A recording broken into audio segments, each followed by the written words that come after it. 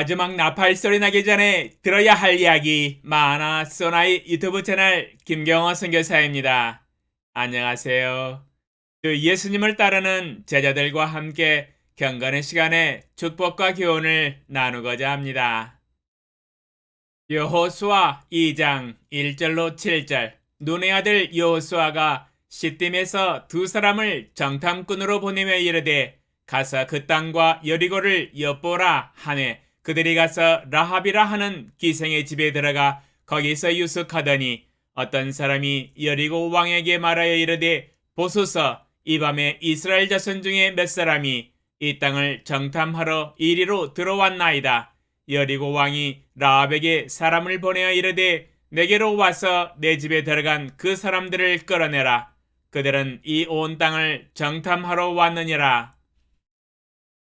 그 여인이 그 두 사람을 이미 숨긴지라 이르되 과연 그 사람들이 내게 왔었으나 그들이 어디에서 왔는지 나는 알지 못하였고 그 사람들이 어두워 성문을 닫을 때쯤 되어 나갔으니 어디로 갔는지 내가 알지 못하나 급히 따라가라. 그리하면 그들을 따라잡으리라 하였으나 그가 이미 그들을 이끌고 지붕에 올라가서 그 지붕에 버려놓은 삼대에 숨겼더라. 그 사람들은 요단 나루터까지 그들을 쫓아갔고 그들을 뒤쫓는 자들이 나가자 곧 성문을 닫았더라. 기생 라합은 배신자인가 믿음의 사람인가 라는 제목으로 말씀을 묵상해 보았습니다. 히브리서 기자는 기생 라합에 대해서 이렇게 증거를 하고 있습니다.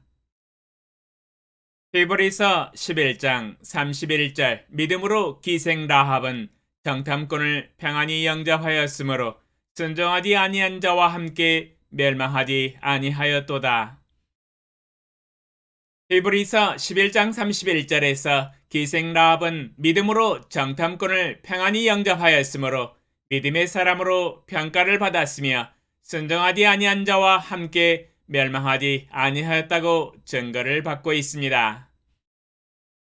그러나 동족 여리고성 사람들이 보았을 때는 기생 라합은 배반자였습니다. 동족을 버리고 하나님의 사람 두 정탐꾼을 숨겨두고 왕이 보낸 사람들에게 그 사람들이 어두워 성문을 닫을 때쯤 되어 나갔으니 어디로 갔는지 내가 알지 못하나 급히 따라가라. 그리하면 그들을 따라잡으리라고 거짓말을 하였습니다.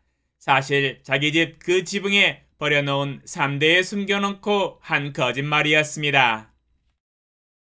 우리나라 독립운동가들이 보았더라면 완전한 배신자로 낙인을 찍었을 것입니다. 노발대발 대노를 했을 것입니다.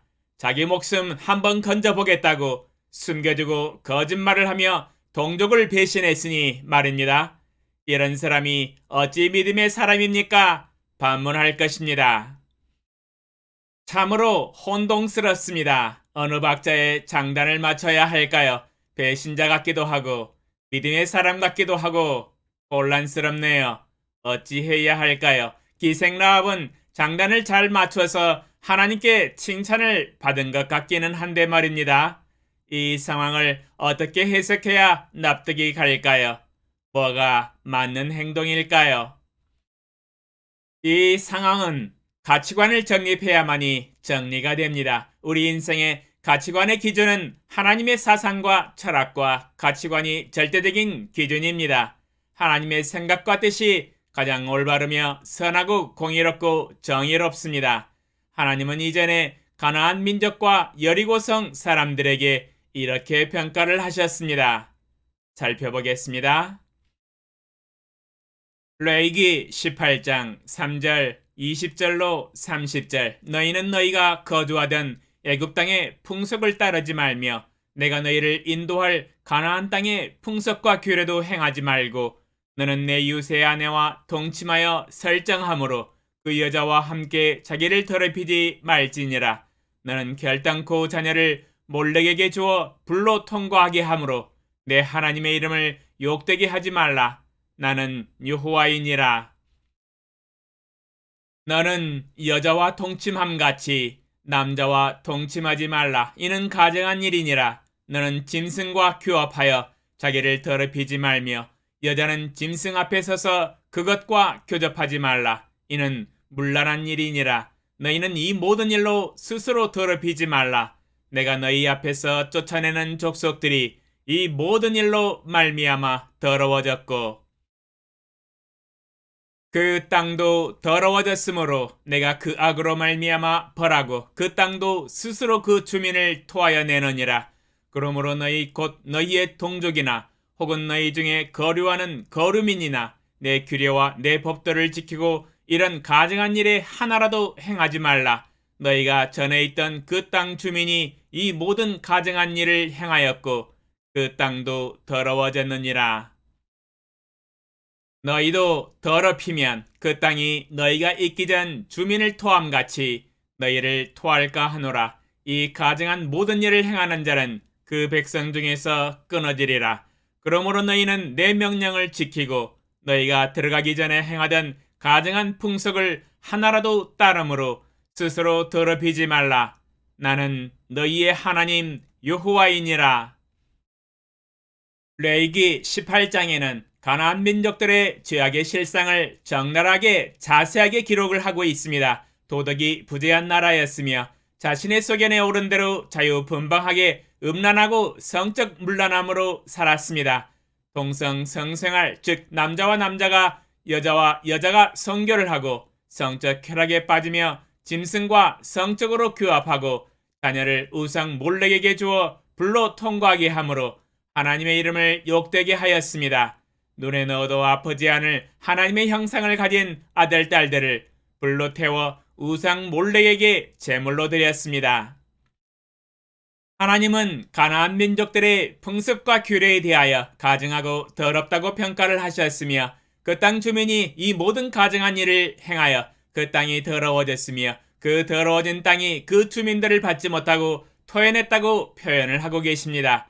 땅도 그 주민을 버렸지만 하나님도 그들을 버리고 멸망시키기로 작정을 하셨습니다. 하나님의 공의로운 심판을 행하여 모두 멸망시키기로 작정을 하셨던 것입니다. 가나안 민족과 여리고성 사람들은 그 사상과 가치관과 도덕과 풍습과 규례가 음란하고 더럽고 악하였습니다. 하나님의 가나안 민족을 향한 평가는 마땅히 멸망당해야 한다는 것이었으며 그 평가대로 멸망시키기로 결정을 내리셨으며 그러한 하나님의 뜻과 가치관은 의로운 뜻이었습니다.